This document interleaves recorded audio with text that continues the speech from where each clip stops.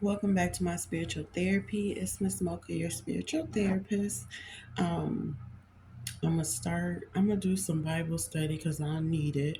But I'm gonna start this video with a behavior analysis um, and a dream analysis. So first, and I'm sick, so I got my this is my mamacita cup, but in it is just lemon and honey, um, hot lemon tea with honey. But I wanted to come and say, because I had this dream and I just left it alone because I didn't think God needed me to talk about it because it wasn't really reoccurring. One of the people in the dreams, I've had dreams about him before, but I didn't think nothing of it. And then I thought about it. It was like a few days ago. Then I thought about it again today. And so it's like, God putting it on my mind to come talk about it. So I'll talk about it. But first, I want to talk about the behavior analysis that I'm finna do on my neighbor. This chick is weird. So I took down the smoke detectors and stuff just to see, test out these watcher spirits, test out my intuition, just to see, if I'm right, if they bugged, if they got cameras or listening devices or whatever. Um, and since I did that, I ain't really seen her much, only like normal neighbor, not like how I was seeing her random, odd, weird times she come out when I come out. But today, I was going out just to run her down the street to get something to eat, and I seen her in the garage. She was like her car. It looked like she was just getting home. Her car was still parked in the garage, or she could have been leaving. I don't really know. I ain't paying too much attention because I'm going about my day. I really ain't trying to be too neighborly friendly no more since I know what type of time she on. But anyway, she's in the car still running, the garage door open. She could have been coming home, she could have been leaving, I don't know. I get in the car and I leave. I go down the street to get the food. When I come back, she's pulling back up. And so to me, that was like, okay, if you was just getting, maybe you wasn't just getting home, you was on your way out. But where you went that fast that you got back right when I got back, because it's only a few places down the street, so it's like you, if you went where I went, because I didn't see you. So I didn't see you in the drive through line because you left after me because I left first. So you would have been behind me. So if you went to the same restaurant that I went to, you wouldn't have made it back right when I made it back because it was busy. And you went the same distance as me. The only thing across the street from the restaurant is a school. Unless you went to the gas station, that would have been fast. It's like I know what I'm trying to say is using my intuition. I know that she found her opportunity to watch me, to follow me, to see what I was doing, where I was going. She hadn't been able to because she doesn't know when I'm out there now. She can't monitor me now like she was before since I took them smoke detectors down. I'm telling y'all. So that's the behavior now. So I'm like, damn, lady, you was like, oh, I see her, and that was the opportunity to just go and see where I'm going and come right back. When I come right back, you look suspicious. You look obvious. But I ain't gonna say nothing. I don't need to, because what I'm gonna do, approach her, be like, are you following me? So she can lie about it. She ain't gonna tell the truth. I just leave it alone. But when I move the next time, this next time, nobody ain't gonna know where I'm living. No, and it's crazy to come on here sounding like this, sounding all paranoid. But now I gotta watch literally everyone, everywhere I go. I have to watch, question things, question behaviors, analyze behaviors because people on some weird stuff. It's crazy. But that's the behavior that I seen today. Just real random, real quick. Anyways, the dream that I had was, of course, I've been having dreams. Most of my dreams, like 90% of my dreams are involved. Well, no, let's say 98% of my dreams show me family members, all different, all different kinds. Some of my closest, some distant, But this most recent dream I had was about past two pastors. One was quote unquote my uncle, my quote unquote father's um, brother. The other pastor I seen was my mother's quote unquote pastor from St. Louis. And they were in my dream and they were fighting. And it was like, if you hit a cat in the background, ignore him. He tried to get up in my room, scratching at my door, trying to open the door, crying and stuff. He's so extra. But anyway, these two pastors were fighting. And I was there and I was like, I guess the one was trying to get help from me or something, the one from St. Louis, because my quote unquote uncle was sending a bomb to his place to blow him up. And I really thought it was weird, because like, what do this mean? But just me analyzing it, I think what it means is that these pastors are even fighting because I'm like, okay, so I dream about my mother's pastor and my father's brother pastor. So the two common denominator there is my parents. So what is this trying to tell me? It just feels like if two pastors are fighting each other, they don't even know each other than, my parents. My parents are the common denominator. So what is this dream trying to tell me? I feel like it's trying to tell me that these pastors are not legit pastors. They not legit prophets. They not using their ministry to teach, preach, and heal like they're supposed to. Instead, maybe they're fighting each other. Maybe they in on whatever this is with me. That these parents or these people, these family members, whoever's doing this, and I say that because it's not like I'm trying to accuse anybody of anything, but when I was living in St. Louis, I tried joining my mother's church with her pastor, and I couldn't join. It's like he forgot about me joining or whatever, and I ended up moving to Chicago, and so I was still. I was new there, so I didn't have my own church. I was still trying to stay with his church and watch it online. And this was around the pandemic.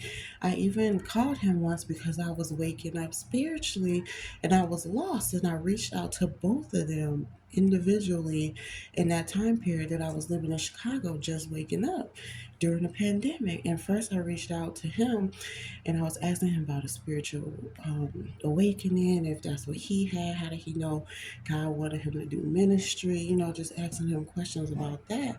And then I told him, kind of what I was experiencing. I don't think I told him that I was part of the 144,000, the Israelite talk. I don't think I told him that on the phone conversation, but I did put it on Facebook, and he was a Facebook friend of mine. And so I say all that to say he had, after I spoke with him, he had, and after I spoke with him, and then I started putting the stuff on Facebook about my awakening, about my journey, how God was telling me I was this 144,000 Israelite. He took it upon himself to go make a whole ceremony, like a whole, church service about Israelites and dissing them and how, um, they wasn't repping Jesus and you got to be all about Jesus. So it's like he tried to come for me. And I was telling my mom and she didn't want to hear it.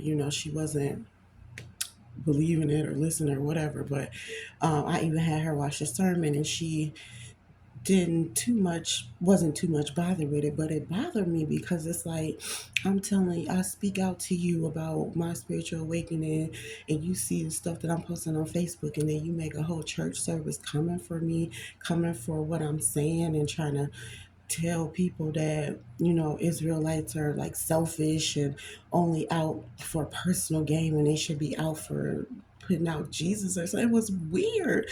And after that I was done with him and I deleted him. I think I blocked him on Facebook, but anyway, I ended up shutting down my whole profile later anyway, but it was weird. He used to look at some of my stories, and on my stories on Facebook would literally be like I am right now, cleavage out selfies and stuff. It's not intended for pastors, and it was intended for, my audience. But it was weird because he's watched some, or so I knew that he was watching my page, and when he made a whole church service about Israelites, I knew that he felt some type of way that um, I was now an Israelite. I don't really know. It shouldn't have been a big deal to him. But anyway, he was in the dream fighting with my uncle pastor. Now, my uncle pastor, I had reached out to him too at a different time about something completely different. I was talking to him. Hold on. I was talking to him about the dreams that I was having. I was trying to tell him the same thing because, something my nose itching. I don't know why. But it feel like something on it. Okay, but anyway, what was I saying?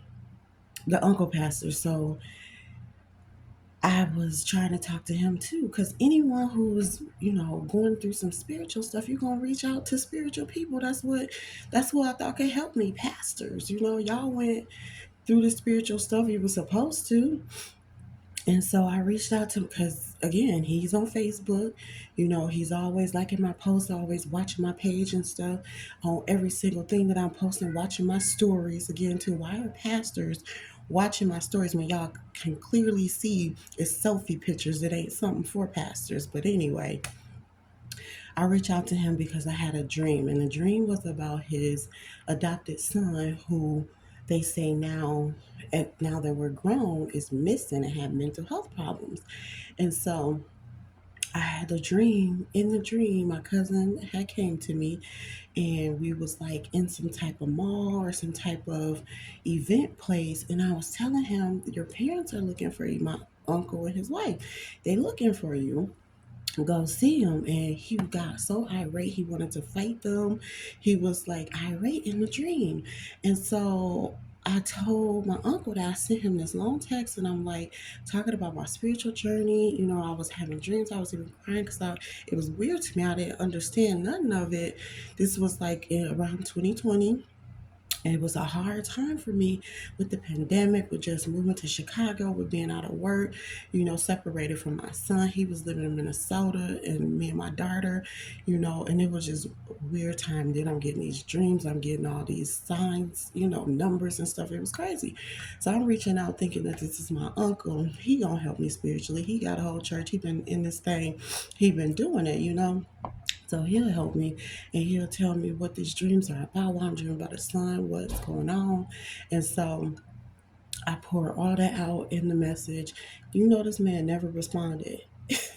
He never reached out. He never called. He never talked to my mom. Nothing. No family talk, nothing to get back to me about what I was going through, what I was feeling, my questions that I had, nothing.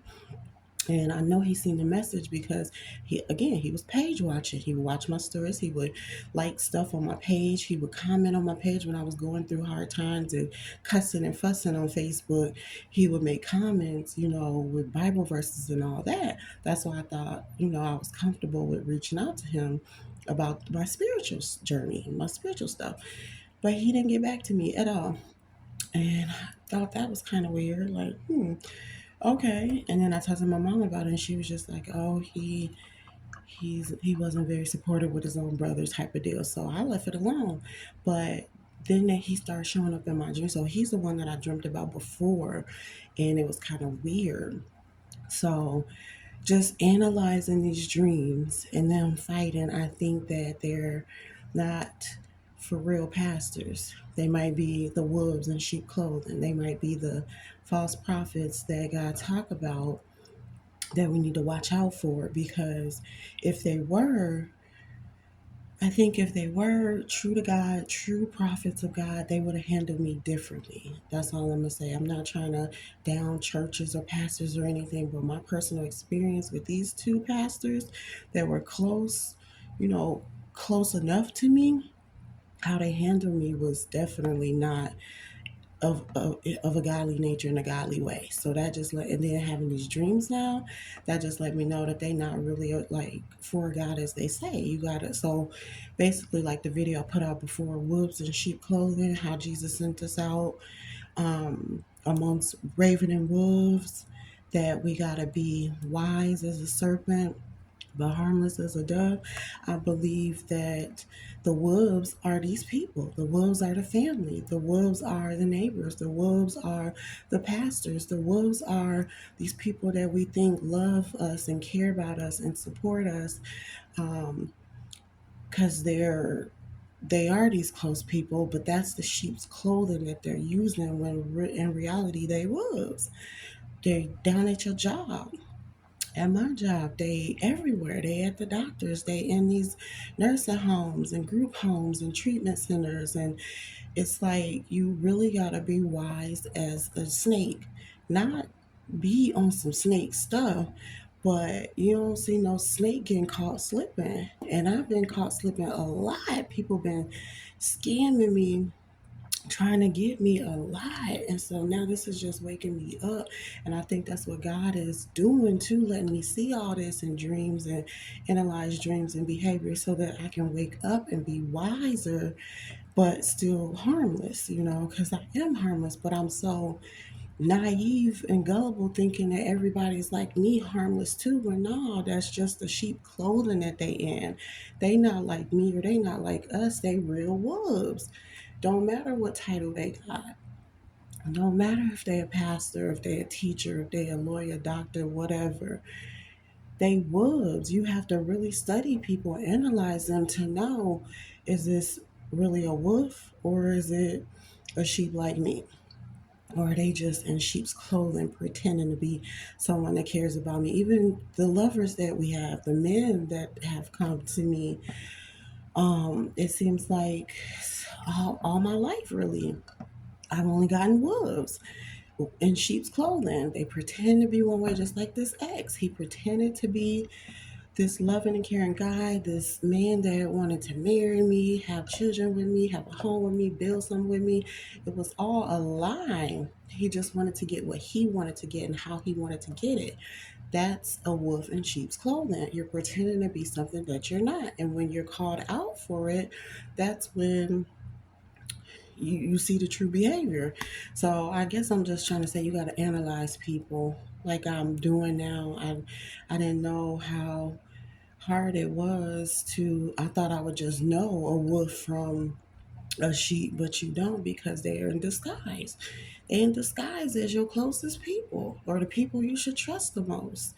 And you can't. And so when God say don't trust nobody but him, it's real, because all these pretenders out here are gonna get you caught up, and it's like they at my neck triple time because they know the journey that I'm on. So the devil is gonna use whoever, however many friends, family members, well, I don't got friends no more, but however many neighbors, men, people at my job, any job I go to, he already got demons there waiting for me. That's how serious he is with me. He trying to do everything to stop me from doing what, from leveling up from God. Like I ain't even doing much right now. I'm just speaking what God tell me to speak. I'm reading his word. I'm trying to help people understand what God is saying and understand his word, just like I'm trying to do, so we can live by it. I'm trying to help save souls, but the devil don't want me to do that. So he out here heavy with it. He putting these demons in everybody and he's sitting in my way, trying to get me off. That's why God is saying, be wise but harmless. Let him do the vengeance, but just be wise not to get caught up. So now I know I'm not gonna get caught up no more. But it's tough out here. All right, let me get to my Bible study, because Lord knows I need my Psalms tonight, because I feel like they at my neck still. Still. They never stop. The devil always trying to find who he can use next to get to me. And it's crazy. But okay. Thank you for listening if you made it this far. But be aware. That's the message. Be aware of the raven and wolves. The wolves in sheep's clothing. And the sheep's clothing is your family members, your girlfriend and boyfriends, husband and wives, You know, whoever the devil can use. Hell, he might even be out here using people kids. He don't use mine, but just be on the lookout. Be careful. You know, he uses anybody. You think that this person is right for you, this your favorite pastor, this your favorite teacher or favorite co-worker, whole time this a wolf in sheep's clothing. You gotta be aware, be wise. All right. Thanks for listening.